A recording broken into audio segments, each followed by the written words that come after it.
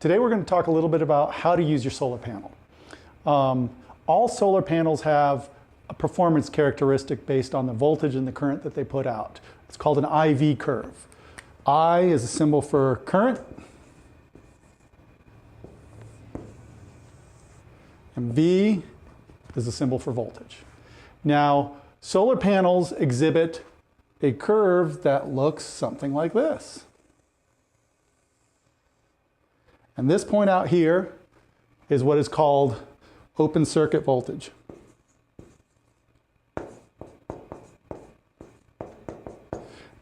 And that is, there's no current flow, so that is what you measure if you just put a voltmeter on the output of your solar panel.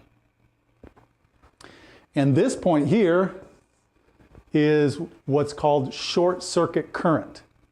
So that allows no voltage to be output by the solar panel. So if you put your meter on the current setting, and this is always something that I gotta stress, remember to take it off that later because you have to move your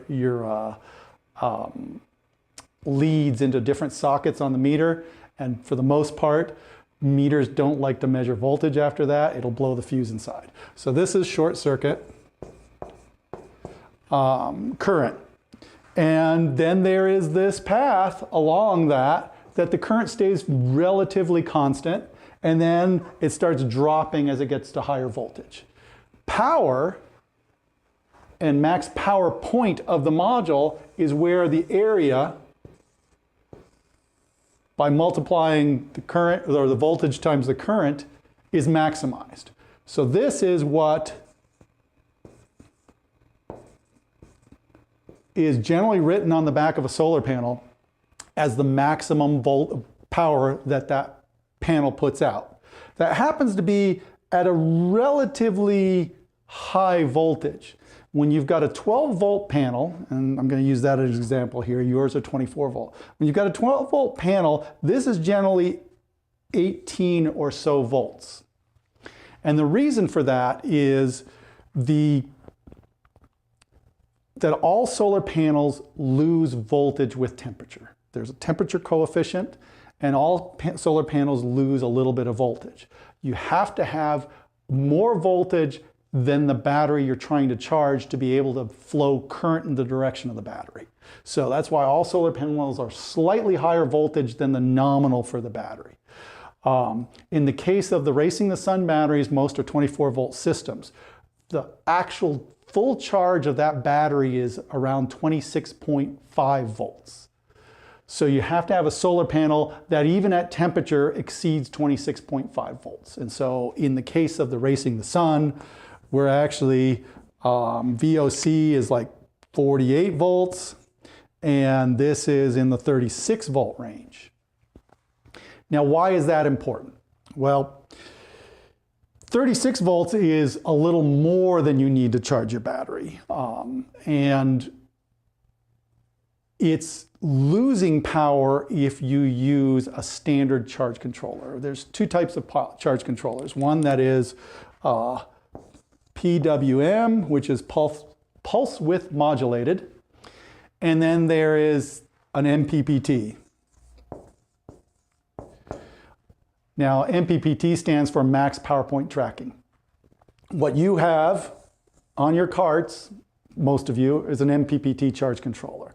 Reason that's important is if you have a 36 volt panel and you've got a discharge battery, it's somewhere over here at 22 volts. So now a pulse width modulated charge controller clamps the solar panel to the battery voltage. So what you would get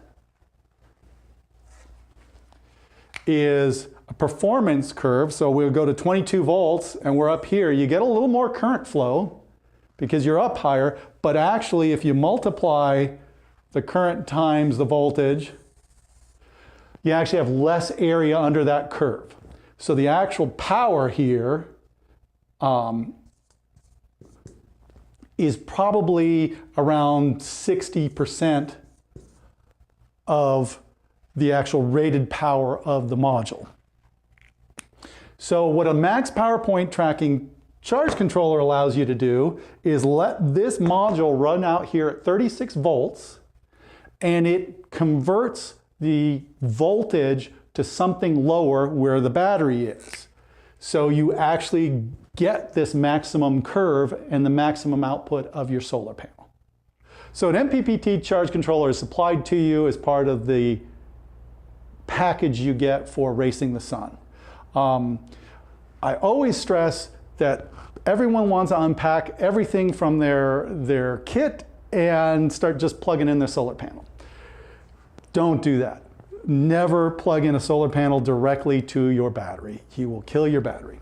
So the max voltage, charge voltage of that 26 volt battery or that 24 volt battery is roughly 26 and a half.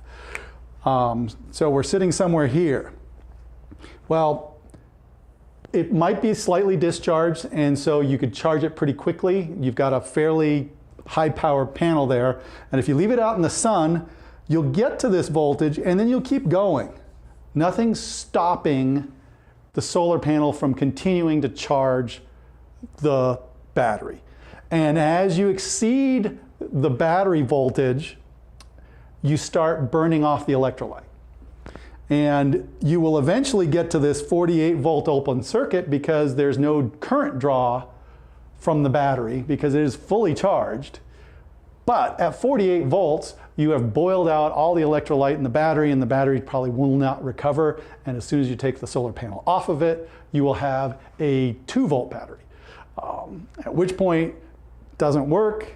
We get lots of complaints about that. So never plug in your solar panel directly to the battery. We've had people put in a switch and things to that effect and say, oh, that works just fine. The problem is somebody's got to monitor this voltage at all time. And for the most part, it only takes a few minutes for it to creep up here, because once you get beyond the design voltage of the battery, it draws no current. And so you go from here to here pretty quickly because there's no current draw, and you instantly get to open circuit voltage and the battery's done.